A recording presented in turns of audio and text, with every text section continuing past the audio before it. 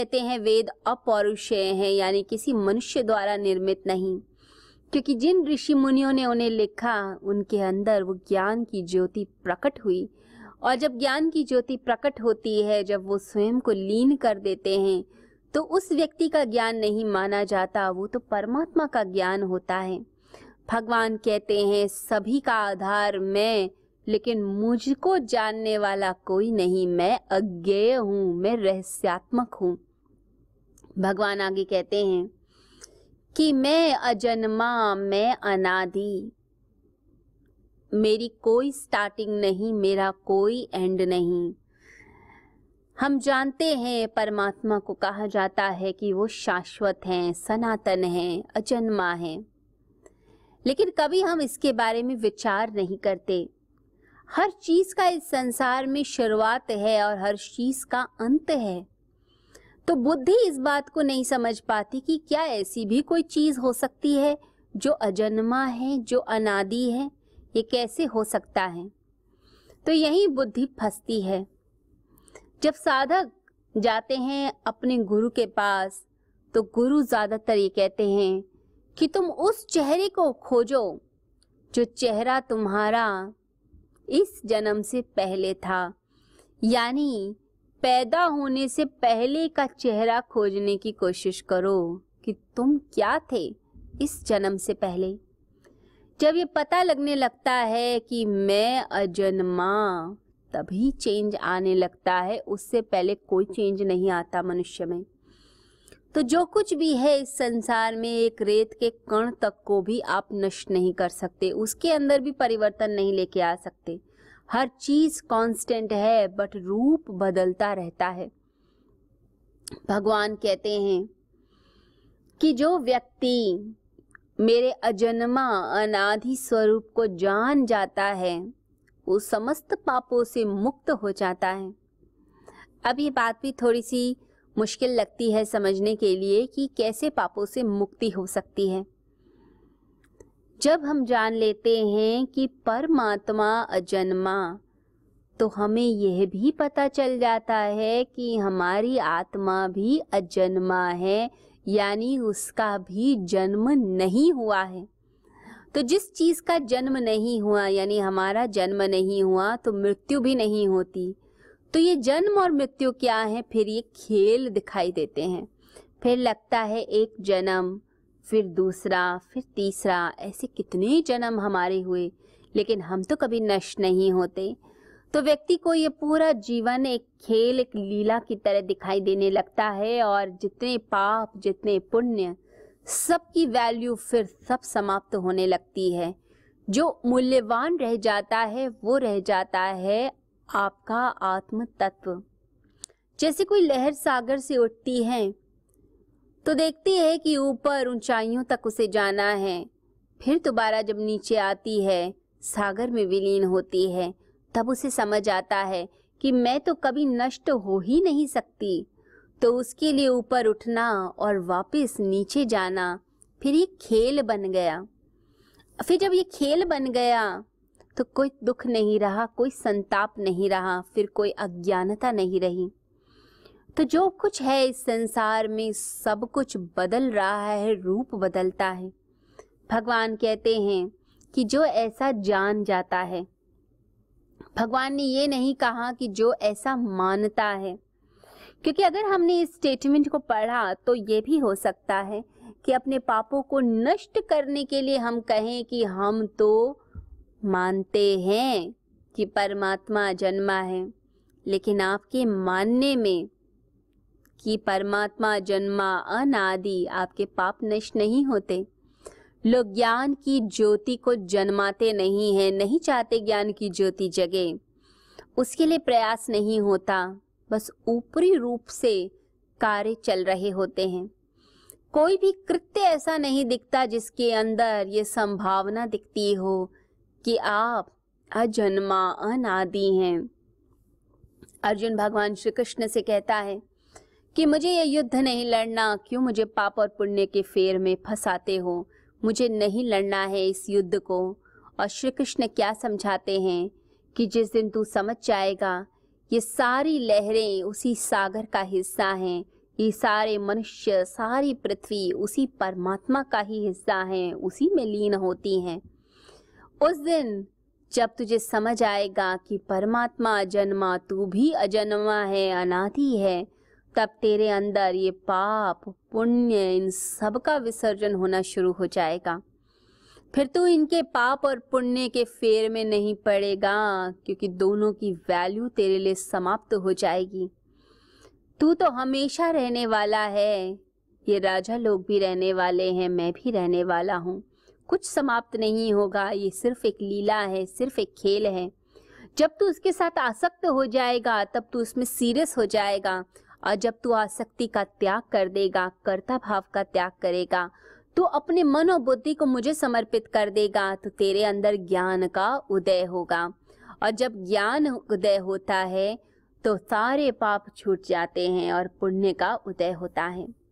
ये समझ लीजिए, पाप का अर्थ है कि जो नहीं करना, और पुण्य का अर्थ है जो हमें करना चाहिए, जो बहुत ज़रूरी है हमारे लिए। तो जो ज्ञानी होते हैं, जब ज्ञान की ज्योति को जन्मा लेते हैं, ज्ञान की ज्योति को जगा लेते हैं, तब उनके अंदर की जो पाप हैं वो तो नष्ट हो ही जाते हैं। साथ ही साथ अज्ञानता का पर्दा हटते ही ये याद रखिए, ज्ञान में अनिवार्यता हो जाती है पुण्य करने की, और अज्ञानता के अंदर अनिवार्यता है पाप की। जो बेहोश है, जो अज्ञानी है, जो नहीं जानता, वो पाप पे पाप करता रहेगा, गलतियों पे गलतियां करता रहेगा। परंतु जो ज्ञान की ज्योति जन्मा लेता है, उसके अंदर ये समझ लीजिए पुण्य ही पुण्य होते हैं, पुण्य की खेती। लोग मंदिर निर्माण करेंगे, बड़े बड़े भंडारे लगाएंगे, बड़ी बड़ी चीजें करेंगे, लेकिन वह जो धन लाते हैं इस सेवा कार्य के लिए, वो कहाँ से लाते हैं? कभी सोचा? क्या वह पाप से आता है? क्या वह दूसरे पर अत्याचार करके आता है? या फिर वो हम कार्य इसलिए करते हैं कि हम इस संसार के अंदर अपना नाम चाहते हैं, हम चाहते हैं कि लोग हमें जाने, किसी स्वार्थ के वश हम कर रहे हैं?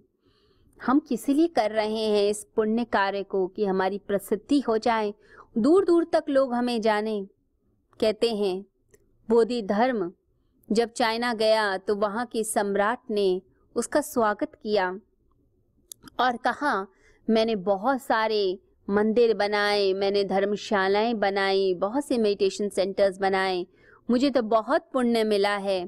तो बोधि धर्म ने कहा कि तूने ये सारे कार्य इसलिए किए कि तुझे पुण्य मिल जाए, यहीं पर तेरे से भूल हो गई, चूक हो गई। अब तुझे ये समझ ले कि अंत समय में मुक्ति नहीं मिलेगी और तू दुखी मरेगा। तो अपनी इन भूलों को अभी सुधार ले, अभी तेरे पास समय है। किसी प्रसिद्धि के लिए और किसी मान सम्मान के लिए जब कोई कृत्य किया जाता है तो उसका पुण्य तुम्हें इसी जन्म में, अभी इसी संसार में प्राप्त हो जाता है। जब तुम पुण्य की कामना नहीं करते, निष्काम भाव से सेवा करते हो, तो वो चीज आपके साथ हमेशा रहती है। नहीं तो आपने पुण्य को यहीं कैश कर लिया इस संसार में। तो वो जो सम्राट था वो नाराज हो गया और उसने बोधि धर्म की बात नहीं मानी। और लेकिन जब उसका अंत होने लगा तो उसने बोधि धर्म को बहुत पुकारा और कहा कि मुझसे भूल हुई और मुझे अब तुम्हारी जरूरत है। बोधि धर्म, तुम कहाँ हो? तुम जल्दी से यहाँ पर आ जाओ। तो व्यक्ति अपने पूरे जीवन में तो मान सम्मान चाहता है, चीजें चाहता है, वस्तुएं चाहता है, लेकिन अंत समय के लिए कुछ भी नहीं बचा कर रखता। अब जो भी काम कर रहे हैं, यदि आपने अपनी कीर्ति के लिए किया, यदि मान सम्मान के लिए किया, लोग मंदिर भी बनवाते हैं तो उसमें बड़ा पत्थर लगवाएंगे, बड़ी सी तख्ती लगवा देंगे, बड़ा सा टाइटल अपना लगवाएंगे, सोचते हैं कि हमारा नाम हो, हमने इतने पुण्य किए हैं। परंतु भगवान कहते हैं ये सब अज्ञानता में किए हुए कर्म हैं, तो ये पुण्य नहीं है। एक तरीके से आपने उन पुण्यों को यहीं पर ही समाप्त किया है। तो आपको अब अपनी जिंदगी में देखना है कि आपको कहाँ जाना है, आपको क्या करना है। ये विभूति योग अपने आप में बड़ा ही इंटरेस्टिंग योग है। इस विभूति योग के अंदर हम ये सीखेंगे कि किस प्रकार से परमात्मा की जो विभूतियां हैं, परमात्मा का जो ज्ञान है, वो कैसे इस संसार के अंदर फैला हुआ है। परमात्मा किन विशिष्ट वस्तुओं के अंदर प्रकट हो रहा है। परमात्मा तो है ही सब जगह, परंतु कुछ वस्तुओं के अंदर वो विशिष्ट रूप से प्रकट होता है।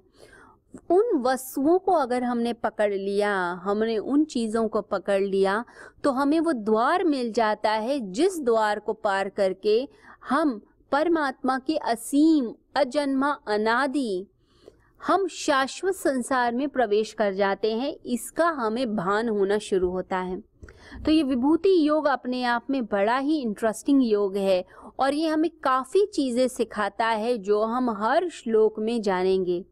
शुरुआत के इन 3 श्लोकों में हमने यह जाना कि परमात्मा कहते हैं कि तू मुझसे प्रेम करता है, वो भी अतिशय, इसलिए तेरे हित की कामना से मैं ये वचनों को कहता हूँ। साथ ही भगवान ने ये भी बताया कि सबका आधार कौन, सबका मूल आधार मैं, और मुझे कोई जान नहीं सकता, मैं तो अज्ञेय हूँ। साथ ही भगवान ये भी बताते हैं कि जो मेरे अजन्मा अनादि स्वरूप को जानता है, जो मेरे गुह्य रहस्य को जानता है, मेरे अरूप को जानता है, वो व्यक्ति जो दिखता नहीं उसको देख लेता है, वह व्यक्ति पार हो जाता है संसार से, वह समस्त पापों से मुक्त हो जाता है। तो ये पूरा जो अध्याय है ये अपने आप में बड़ा ही अद्भुत अध्याय है, जिसके अंदर श्री हरि की, भगवान की महिमा हमें दिखाई देती है इस पूरे संसार के अंदर। और अगर हम इस महिमा को समझ गए, अगर हम इस चीज़ों को समझ गए, तो ये समझ लीजिए हमने अपनी मुक्ति का द्वार ही खोल दिया। नवजीवन साधना। क्या नकारात्मक विचारों को मन में आने ही न दें? ये हमारे वश में है? क्या तनाव की जड़ें मन में उपजेंगी ही नहीं अगर निरंतर ध्यान साधना को जीवन में शामिल कर लिया जाए? आध्यात्मिक जगत में परमात्मा की अनुभूति के साथ क्या सांसारिक जगत में भी प्रसन्नता, सफलता, संबंधों में आत्मीयता, धन, ऐश्वर्य का सपना सच करती है नवजीवन साधना? तो इसका जवाब है हाँ। इस कल्पना को साकार रूप देने का संकल्प है गुरुवर श्री सुधांशु जी महाराज व श्रद्धेया अर्चिका दीदी द्वारा भक्तों को ध्यान साधना की एक और अनुपम भेंट, नवजीवन साधना।